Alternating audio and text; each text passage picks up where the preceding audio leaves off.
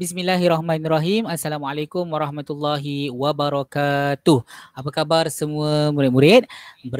Bertemu kembali bersama dengan saya Ustaz Muhammad Farid bin Abdul Talib dalam mata pelajaran Jawi tahun 4 di bawah tajuk Imbuhan Awalan Peng dan Meng dengan bunyi I dan juga Italing.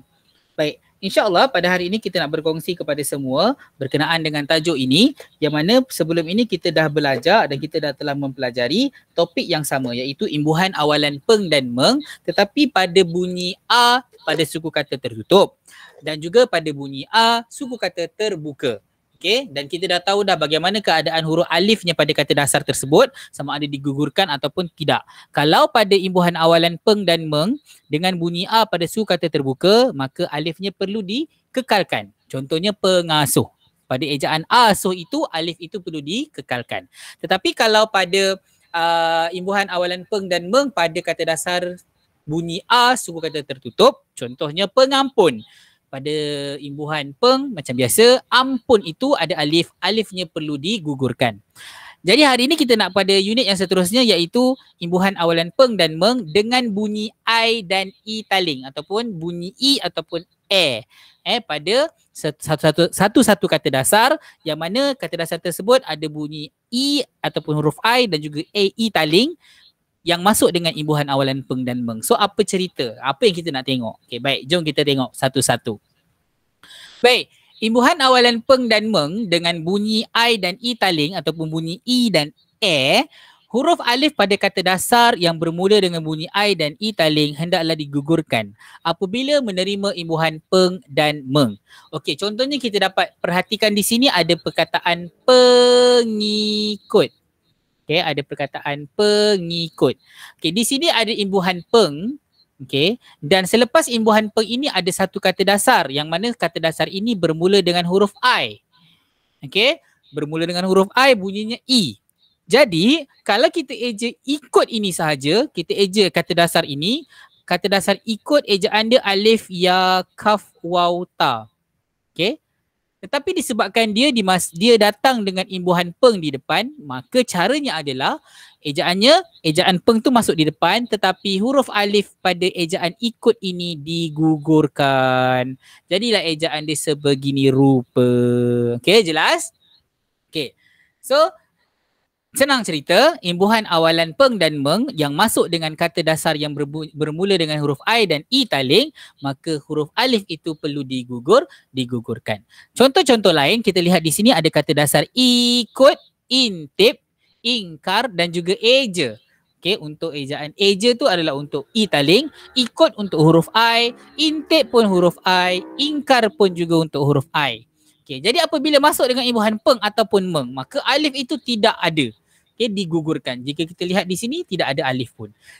Peng, kemudian sepatutnya ada alif alif ya, tapi sebabkan dia ada imbuhan peng, maka alif itu digugurkan terus disambung dengan huruf ya. Sama juga dengan pengintip, mengingkari dan juga mengeja. Itu konsep dia. Okey, kita lebih mudah kita cerita konsep dia. So, apabila ada kata dasar itu bermula dengan huruf alif. Okey, huruf alif ataupun bunyi ya, bunyi i, huruf alif yang bunyi i, okey, ataupun huruf alif yang bunyi maka alifnya digugurkan, kemudian terus sambung dengan imbuhan awalan peng ataupun meng tadi. Okey, kita lihat kepada contoh. Kita buat guna screen whiteboard. Okey, kita tengok contoh.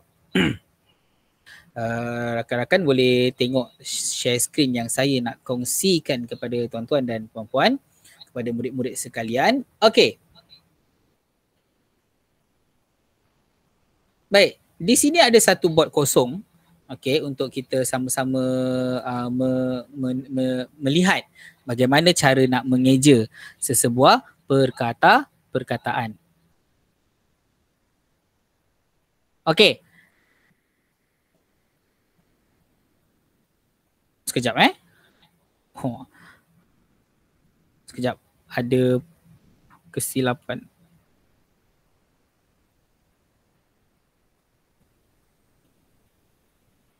Okey.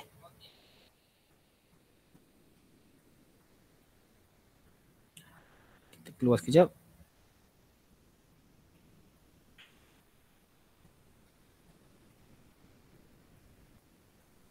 Okey, baik. Kita teruskan. Minta maaf ada sedikit masalah teknikal. Okey, baik. Kalau kita tengokkan kat sini ejaan yang kita nak cuba buat hari ni. Katalah kita nak eja perkataan pengikut. Okay, pengikut. Okay. So bila kita nampak kat sini, kita ada ejaan peng kat sini. Kita ada ejaan peng kat sini. Kita ada peng. Kemudian kata dasarnya bermula dengan huruf, kata dasarnya adalah ikut yang bermula dengan huruf I. Jadi kalau kita eja ikut ini, alif, ya, kaf, waw, ta. Kan? Tapi disebabkan ada imbuhan peng, kita pun eja peng. Tapi sebenarnya bila ada peng, alif ni kita kena buang. And then kita terus sambungkan pengikut ini dengan huruf ya. Okay, pangaya. Jadilah pengikut. Okay. Untuk contoh yang kedua, okay, kita pergi kepada contoh yang kedua. Katalah kita nak eja perkataannya adalah mengimbau.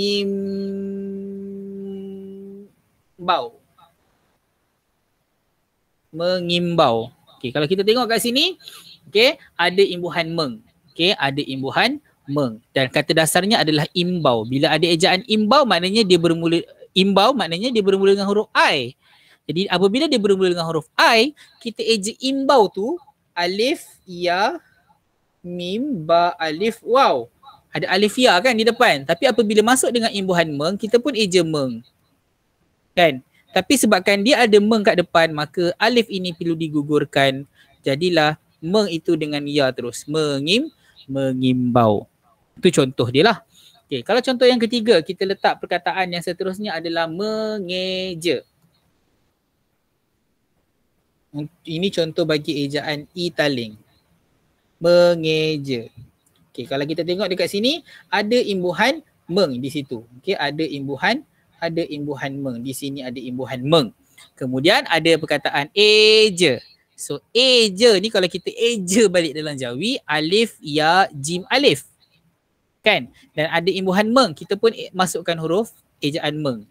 Tapi disebabkan dia ada imbuhan meng masuk kepada huruf alif kat sini, maka kita kena padam alif ini dan kita kena sambung dengan huruf ya. Jadilah ejaannya mengeja. Jelas? Itu contoh ringkas yang Ustaz nak tunjukkan kepada murid-murid sekalian. Okey. Jadi dekat sini kita boleh nampak dekat sini kita boleh nampak yang mana di sini apabila ada imbuhan awalan peng dan juga meng yang masuk pada ejaan kata dasar yang bermula dengan huruf I ataupun huruf I, italing lah maka ejaan alif itu perlu digugurkan. Okey. So, ni contoh ayat. Okey, contoh ayat ialah pihak penguatkuasa kastam menjalankan pemeriksaan pada setiap beg pelancong di mesin pengimbas yang canggih. So nampak eja imbas Kalau kita eja imbas, alif, ya, mim, ba, sin. Tapi sebabkan dia ada imbuhan peng kat depan, maka kita buang alifnya, terus masuk dengan huruf ya. Okey, yang kedua, Ustaz Abdul Halim membimbing murid-murid membaca dan mengeja perkataan dengan betul. Tadi kita dah buat contoh ejaan mengeja. Baik. Tahukah anda imbuhan awalan peng dan meng pada kata dasar pinjaman bahasa Arab yang bermula dengan bunyi I atau berbaris kasrah hendaklah digugurkan huruf alif itu dan diganti dengan huruf ya. Baik, contohnya macam ni. Kata dasar itu adalah kata pinjaman bahasa Arab yang bermula dengan huruf alif ataupun berbaris bawah, berbaris kasrah. Jadi, kalau ejaan dia memang alif lah. Tapi kalau dia ada masuk dengan imbuhan peng dan juga meng, maka alif itu digantikan dengan huruf ya. Contohnya ikhlas. Alif, kha, lam, alif, sad. Apabila nak eja mengikhlaskan, jadi alif tu digantikan dengan huruf ya. Nampak tak? Alif, kha, lam, alif, sad kan? Ada. Tambah meng, tapi alif tadi dah tak ada, digantikan dengan huruf ya. Sama juga dengan ishtihar. Apabila nak eja dengan imbuhan peng, maka dia akan, alif itu akan digantikan dengan huruf ya. Pengishtiharan. Iktiraf, mengiktiraf. Dia dah tak ada alif dah kat situ. Digantikan dengan ya. Okey? Boleh buat? Dah boleh jelas? Okey. Baik. kepada murid-murid, ini ada satu latihan yang perlu anda buat dan mungkin anda boleh hantar kepada guru mata pelajaran anda untuk disemak. Di sini ada 7 perkataan yang perlu anda jauhikan. Mengikut, pengikut, mengiring, pengiring, mengimbau, mengisi dan juga pengikat. Okey, murid-murid semua boleh buat latihan ini, pausekan video ini dan buat. Okey, kemudian hantar ke dalam grup ataupun hantar kepada guru mata pelajaran Jawi masing-masing untuk disemak. Di sini semua adalah perkataan yang mengandungi imbuhan peng dan meng masuk pada kata dasar yang bermula dengan huruf I dan juga italing. Tapi kat sini tak ada contoh italing, kat sini ada ejaan I sahaja. Okey, semudah saja jangan ada alif selepas meng ataupun peng. Itu je formula dia. Okey. Baik, sampai di sini saja. InsyaAllah kita berjumpa lagi pada kelas-kelas yang akan datang. Jadi ingat, imbuhan awalan peng dan meng ini adalah satu imbuhan yang mana imbuhan awalan yang masuk pada bunyi I dan italing, maka huruf alifnya hendaklah digugurkan. Tapi kalau pada kata pinjaman bahasa Arab, alif itu digantikan dengan huruf ya apabila masuk dengan imbuhan peng dan juga meng. Sekian, terima kasih sehingga kita berjumpa lagi. Assalamualaikum warahmatullahi wabarakatuh.